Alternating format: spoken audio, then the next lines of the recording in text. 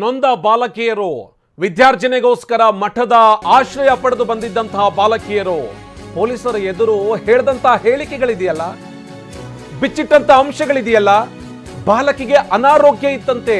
ಅನಾರೋಗ್ಯ ಇದ್ರೂ ಕೂಡ ಇಂತಹ ಕೃತ್ಯ ಎಸಗಲಾಗಿತ್ತು. ಅನಾರೋಗ್ಯ ಇದ್ರೂ ಮತ್ತು ಬರಿಸಿ ದೌರ್ಜನ್ಯ ಎಸಗಲಾಗ್ತಾ ಇತ್ತು.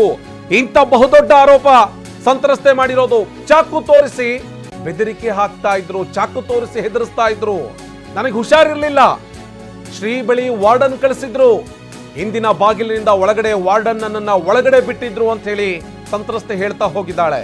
ಆಗ ಮುರುಘಾ ಶ್ರೀಗಳು ಕುಡಿಯುತ್ತಾ ಕುಳಿತಿದ್ರು, ಮದ್ಯಪಾನ ಮಾಡ್ತಾ ಇದ್ರು. ಶ್ರೀಗಳು ಹಣ್ಣು ಕೊಟ್ಟರು, ತಲೆ ಸುತ್ತು ಬಂದಂತೆ ಆಯ್ತು. ನಾನು ತಲೆ ಸುತ್ತು ಬಂದು ಕೆಳಗಡೆ ಬಿದ್ದೆ. ಎಚ್ಚರವಾದಂತಹ ಸಂದರ್ಭದಲ್ಲಿ ನನ್ನ ಮೈ ಮೇಲೆ ಬಟ್ಟೆ ಇರಲಿಲ್ಲ ಅಂತ ಹೇಳಿ ಸಂತ್ರಸ್ತೆ ಬಾಲಕಿ ಪೊಲೀಸರ ಎದುರುಗಡೆಗೆ ಹೇಳ್ಕೊಂಡು ಹೋಗಿರೋದು. 3 ತಿಂಗಳ ಬಳಿಕ ಸ್ವಾಮೀಜಿ ಮತ್ತೆ ನನ್ನನ್ನ ಕರೆಸ್ಕೊಂಡ್ರು. ಸ್ವಾಮೀಜಿ ಸ್ನಾನ ಮಾಡುವಾಗ ಬೆನ್ನು ಉಜ್ಜೋದಕ್ಕೆ ಅಂತ ಹೇಳಿ ಕರೆಸ್ಕೊಂಡಿದ್ರು, ಬೆನ್ನು ಉಜ್ಜಬೇಕಂತೆ ಅಂತ ಹೇಳಿ. ಆಗ ಬಟ್ಟೆ ಬಿಚ್ಚೋದಕ್ಕೆ ಸ್ವಾಮೀಜಿಗಳು ಹೇಳಿದ್ರು ನನಗೆ, ಬಟ್ಟೆ ಬಿಚ್ಚು ಅಂತ ಹೇಳಿ. ಬೇಡ ಸ್ವಾಮೀಜಿ ಅಂತ ಹೇಳಿ ಅಂಗಲಾಚಿ ಬೇಡ್ಕೊಂಡೆ, ಸಾಲದಕ್ಕೆ ಕಾಲು ಹಿಡ್ಕೊಂಡೆ. ಆದ್ರೆ ಶ್ರೀಗಳು ಚಾಕು ತೋರಿಸಿ ಸಂತ್ರಸ್ತೆಯನ್ನ ಹೆದರಿಸಿದ್ರು. ಚಾಕು ತೋರಿಸಿ ಹೆದರಿಸಿದ್ರು ಅನ್ನುವಂತ ಅಂಶ ಇದೆ ಚಾರ್ಜ್ ಶೀಟ್ ನಲ್ಲಿ. ಹಾಕಿದ್ರೆ ಬಾಲಕಿಯನ್ನ ಎಷ್ಟರ ಮಟ್ಟಿಗೆ ಹೆದರಿಸಿದ್ರು, ಪೊಲೀಸರ ಎದುರುಗಡೆಗೆ ಸಂತ್ರಸ್ತೆ ಕೊಟ್ಟಂತ ಹೇಳಿಕೆಗಳು ಯಾವ್ದು, ಬೆನ್ನುಜ್ಜೋದಕ್ಕೆ ಅಂತ ಹೇಳಿ ಕರೆಸಿಯಲ್ಲಿ ಮಾಡಬಾರ್ದ ಕೆಲಸವನ್ನ ಮಾಡಿದ್ರ, ಇದೆಲ್ಲ ವಿಚಾರಕ್ಕೆ ಸಂಬಂಧಪಟ್ಟ ಹಾಗೆ ಒಂದು ರಿಪೋರ್ಟ್ ಇದೆ, ನೋಡ ಬನ್ನಿ.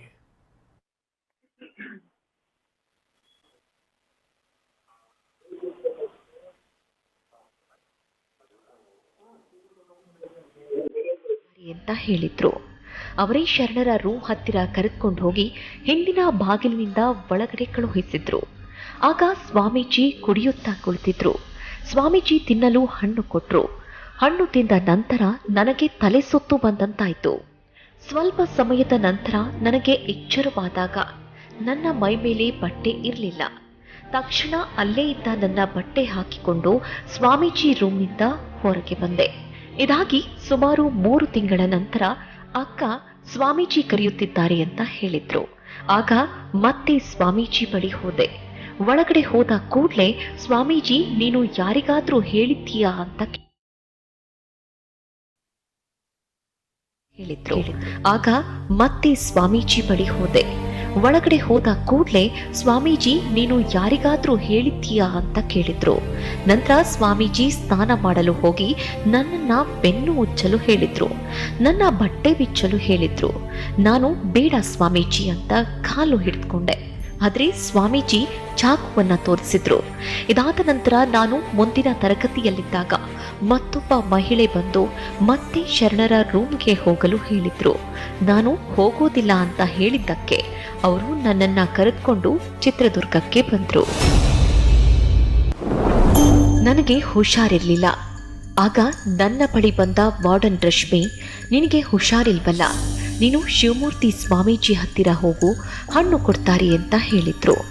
ಅವರೇ ಶರಣರ ರೂಮ್ ಹತ್ತಿರ ಕರೆದುಕೊಂಡು ಹೋಗಿ ಹಿಂದಿನ ಬಾಗಿಲಿನಿಂದ ಒಳಗಡೆ ಕಳುಹಿಸಿದ್ರು. ಆಗ ಸ್ವಾಮೀಜಿ ಕುಡಿಯುತ್ತಾ ಕುಳಿತಿದ್ರು. ಸ್ವಾಮೀಜಿ ತಿನ್ನಲು ಹಣ್ಣು ಕೊಟ್ರು. ಹಣ್ಣು ತಿಂದ ನಂತರ ನನಗೆ ತಲೆ ಸುತ್ತು ಬಂದಂತಾಯ್ತು. ಸ್ವಲ್ಪ ಸಮಯದ ನಂತರ ನನಗೆ ಎಚ್ಚರವಾದಾಗ ನನ್ನ ಮೈ ಮೇಲೆ ಬಟ್ಟೆ ಇರಲಿಲ್ಲ. ತಕ್ಷಣ ಅಲ್ಲೇ ಇದ್ದ ನನ್ನ ಬಟ್ಟೆ ಹಾಕಿಕೊಂಡು ಸ್ವಾಮೀಜಿ ರೂಮ್ನಿಂದ ಹೊರಗೆ ಬಂದೆ. ಇದಾಗಿ ಸುಮಾರು 3 ತಿಂಗಳ ನಂತರ ಅಕ್ಕ ಸ್ವಾಮೀಜಿ ಕರೆಯುತ್ತಿದ್ದಾರೆ ಅಂತ ಹೇಳಿದ್ರು. ಆಗ ಮತ್ತೆ ಸ್ವಾಮೀಜಿ ಬಳಿ ಹೋದೆ. ಒಳಗಡೆ ಹೋದ ಕೂಡಲೇ ಸ್ವಾಮೀಜಿ ನೀನು ಯಾರಿಗಾದ್ರೂ ಹೇಳಿದ್ದೀಯಾ ಅಂತ ಕೇಳಿದ್ರು. ನಂತರ ಸ್ವಾಮೀಜಿ ಸ್ನಾನ ಮಾಡಲು ಹೋಗಿ ನನ್ನನ್ನ ಬೆನ್ನು ಉಜ್ಜಲು ಹೇಳಿದ್ರು, ನನ್ನ ಬಟ್ಟೆ ಬಿಚ್ಚಲು ಹೇಳಿದ್ರು. ನಾನು ಬೇಡ ಸ್ವಾಮೀಜಿ ಅಂತ ಕಾಲು ಹಿಡಿದುಕೊಂಡೆ. ಆದ್ರೆ ಸ್ವಾಮೀಜಿ ಚಾಕುವನ್ನ ತೋರಿಸಿದ್ರು.